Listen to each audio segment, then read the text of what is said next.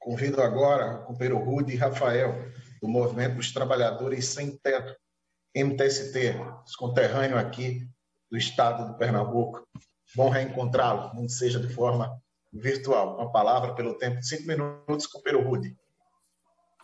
Boa tarde, deputado Carlos Veras. Um prazer reencontrá-lo mais uma vez, conterrâneo da resistência aí pernambucana. Agradecer também a essa casa e essa comissão por estar abrindo mais uma vez o debate de uma questão tão importante, né? A gente tem debatido, não existe dignidade humana, não existe uma concepção de direito, inclusive de nação, enquanto a nossa população ela não tiver o direito à moradia adequada. Eu acho que é importante frisar, né, que a gente está debatendo aqui, né, a partir da revisão periódica universal em relação às recomendações, né, de Bangladesh, da Croácia e de Angola, né, as 3 recomendações elas não foram cumpridas, né? Acho que apesar do debate, da apresentação, do esforço aí do Ministério, né, do governo e também da ausência do governo do Ministério do Desenvolvimento Regional, é flagrante a violação do direito à moradia e muito mais grave do que isso, né? A gente vive uma verdadeira situação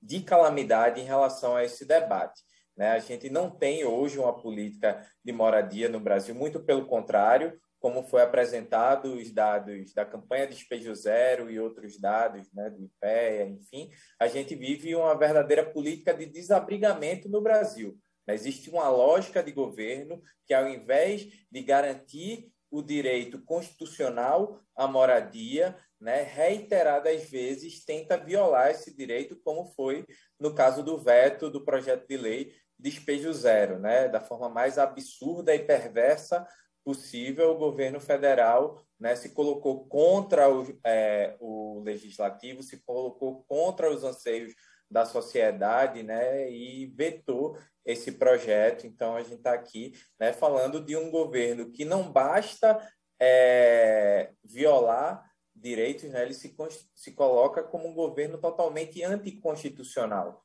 né, violando aí um direito que está no artigo 6º da Constituição, que é o direito à moradia, né? E essa violação ela diga-se de passagem, sistemática, né? Não é uma violação que se deu apenas com o veto, né, ao projeto de lei de Despejo Zero. É um processo que, por exemplo, tem no fim do Ministério das Cidades também um símbolo, tem no corte de 98% dos recursos, né, direcionados para uma política habitacional, principalmente para as famílias de baixa renda, feito esse ano pelo governo Bolsonaro, né, como foi apresentado pelo IPEA, né, a apresentação de um programa de gestão que, enfim, não enfrenta o problema da moradia, muito pelo contrário, ele aprofunda o problema da moradia a partir de uma perspectiva de regularização fundiária de mercado, né, que favorece também a especulação imobiliária, a conversão na moradia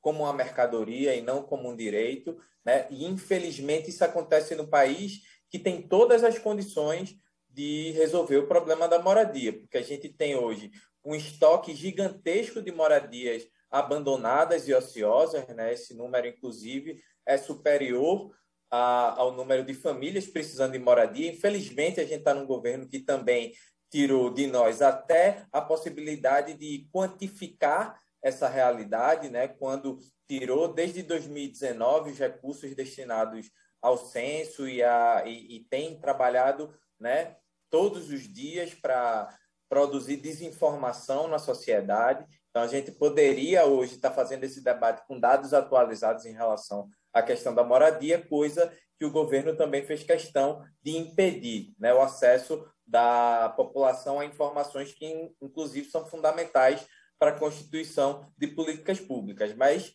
a gente precisa lembrar que a gente, em 2021, está celebrando 20 anos de Estatuto da Cidade, né, 30 anos em que os movimentos de moradia, o conjunto da sociedade, inclusive, apresentou, né, uma emenda, um projeto de lei, né, de iniciativa popular para a criação do Fundo Nacional de Moradia Popular, né, com a apresentação de mais de 1 milhão de assinaturas. Então, a gente tem um Sistema Nacional de Habitação de Interesse Social que precisa ser fortalecido no Brasil. A gente precisa retomar a compreensão de que a política de moradia é uma política de Estado e não uma política de governo apenas, assim como a gente tem o SUS, o governo Bolsonaro, que o golpe de 2016 não conseguiu desconstruir, e que a gente hoje tem salvando vidas no contexto de pandemia. A gente precisa resgatar essa compreensão de sistema também para pensar a dimensão da política de moradia, né? Um sistema que tenha, sim, o conselho, como foi dito aqui, né, que foi um conselho desarticulado, que a gente retome o espaço do Conselho Nacional de Habitação de Interesse Social, a dimensão do fundo, os planos locais de habitação de interesse social, que a gente pense essa política, como a deputada Érica Cocai falou, de forma integral, porque, sim, o Brasil está na contramão do mundo, mas existem experiências hoje que colocam que essa questão da moradia está no centro dos debates. Inclusive, recentemente, Berlim aprovou em referendo a expropriação das grandes corporações de aluguel, né? 80% da população de Berlim mora de aluguel, né? O IPEA mostrou aí a elevação do déficit habitacional em virtude do ônus excessivo de aluguel. Agora, imagine no Brasil, né, onde uma família ganha pouco mais de R$1.000 e comprometer 30% desse orçamento é pagar R$300 de aluguel, o que nenhuma família do Brasil consegue acessar uma moradia digna nesse valor. Então, a gente tem uma crise econômica posta, onde a questão da moradia ela precisa ser trabalhada como solução e não como um problema,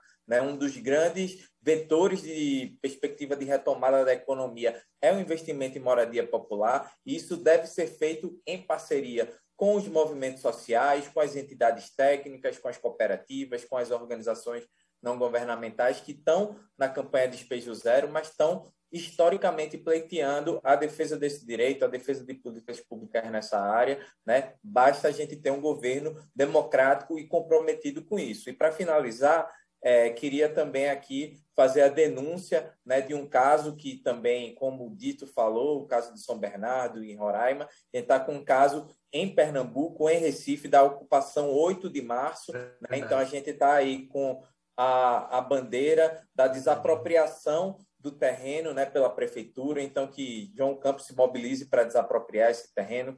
Salve aí a ocupação 8 de março, que é uma ocupação em Boa Viagem, um dos bairros mais valorizados do Recife, perto da praia, onde 300 famílias estão lutando pelo direito à moradia. Então, deixar aqui esse apelo também pela desapropriação do terreno, que hoje tem uma dívida de mais de R$500 mil, né? Infelizmente, a gestão municipal está deixando a situação, né, a ponto de colocar 300 famílias aí na rua, quando, na verdade, o criminoso nesse contexto é o dito proprietário, que deve aí aos cofres públicos mais de R$500 mil. Então, fazer esse apelo também nesse espaço para que a gente salve a ocupação 8 de março.